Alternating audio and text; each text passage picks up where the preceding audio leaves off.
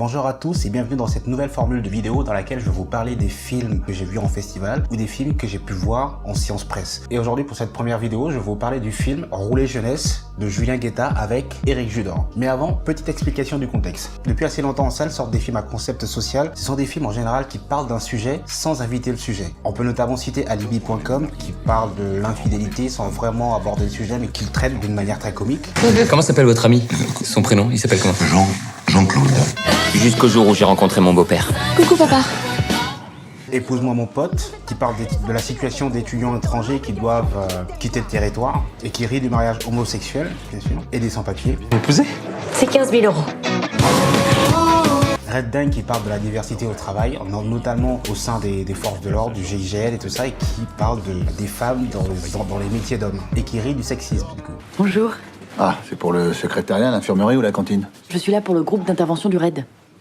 À bras ouverts qui se moque directement des robes. Pour ne citer, ces films ont la fâcheuse tendance de se moquer d'un sujet social. Ce qui intéresse ici les producteurs, parce que ce sont des films de producteurs, l'idée est de faire rire un maximum de personnes en parlant de sujets de société sans pour autant ouvrir un débat derrière. Et le film reste le plus plat possible. Et ces films-là, généralement, souffrent d'un manque de recherche de leur sujet. Lorsqu'ils abordent un thème ou un sujet de société, ils ne cherchent pas forcément à raconter soit une histoire vraie, soit une histoire vécue, soit une histoire qui a une morale, mais plutôt à faire rire de la situation. Et ces films, en général, quand ils arrivent en salle, ils sont bien desservis avec des spots publicitaires qu'on voit partout, à la télé, sur internet, dans les magazines, dans les journaux, avec des séances avant-premières qui sont très très populaires, une communication bien ficelée. Et la cerise sur le gâteau, c'est la confiance qu'ont les spectateurs envers le site Allociné qui vraiment, quand ils disent que le film est génial, la plupart du temps, le public l'écoute. Déjà, il était dur à écrire.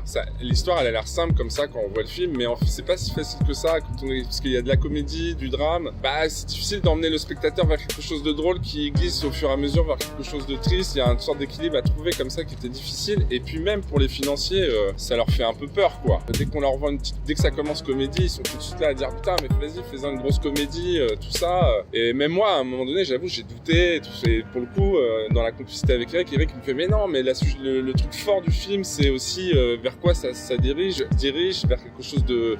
Assumons jusqu'où va l'histoire, quoi. On a déjà vu en fait des films avec des quadras qui se retrouvent entichés de gamins. C'est pas une idée neuve et on peut en faire 50 des comédies comme ça qui seront sympas, qui seront drôles et tout ça. Le truc qui m'avait séduit dans la lecture du scénario, c'est ce vers quoi ça tend, quoi, en fait. Justement la vraie vie, quoi. Soudain on apprend des trucs, soudain il y a un accident, soudain voilà. La vie elle est comme ça, elle est accidentée. Et enfin j'avais dans les mains un truc qui était la vie, quoi. Et il fallait surtout pas faire une énième comédie du quadra qui se retrouve avec des gamins. Et c'est aussi ça qui nous tient, c'était aussi l'ambition du film, c'était d'aller vers quelque chose, de tenter, aller au bout de quelque chose qui mélange les genres, tout ça, c'était aussi pour moi, même pour les acteurs, pour tout le monde. C'est un truc qu'on a du mal qu'on voit pas souvent et du coup c'est vers quelque chose qu'on a envie d'aller, quoi. Mais c'est compliqué en fait. Un truc vers lequel on va pas souvent, je pense en partie à cause des gens qui produisent. Grave. Et des gens qui payent les comédies en fait, c'est-à-dire les télés. Et il faut du happy end, il faut que tout le monde sourit à la fin et que si on se marre au début, il faut se marrer à la fin, quoi. Ça n'existe pas. En France, en tout cas, ça se marre au début et ça se marre vachement moins à la fin. C'est pas possible. Ou alors, ça s'appelle une comédie ratée, quoi. Je sais de quoi je parle. J'aime pas ces rires. Mais en tout cas, les Britanniques, par exemple, pour ne citer qu'eux, parce que je pense que ce sont les seuls maîtres de cet art-là, sans doute parce qu'ils ont un public aussi pour ça, ils savent parfaitement faire rire et pleurer. Mais depuis très longtemps. Et les Américains, eux, le savent beaucoup moins, à part dans le cinéma indépendant.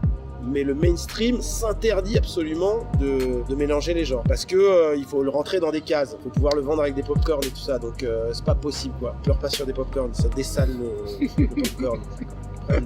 D'un autre côté, vous avez les films comme Le Prio, Victoria, Tout le monde debout ou À Miami. Ici, ce sont des comédies qui vont au bout de leurs idées. On ne regarde pas une situation dans laquelle les personnages sont mis, mais les personnages qui évoluent dans des circonstances particulières. Avec Rouler jeunesse de Julien Guetta, Éric Judor, sans vous spoiler, nous fait du Jim Carrey. Acteur mythique qui alterne avec merveille comédie burlesque et drame. Lorsqu'on m'a proposé d'aller voir le film, j'étais sceptique. Je n'avais jamais vu Éric Judor sortir de sa zone de confort. Après la séance du film, putain la vache, j'étais secoué. Et après cette séance, je me suis dit, putain la vache, j'ai vu un bon film. Ouais, c'était génial, quoi. Si vous avez aimé l'alternance de Jim Carrey ou de Will Ferrell entre les rôles dramatiques et les rôles comiques, vous allez adorer Eric Judor dans ce film-là. Et rien que pour ça, ça vaut largement le détour. Et ce film-là, je vous le conseille.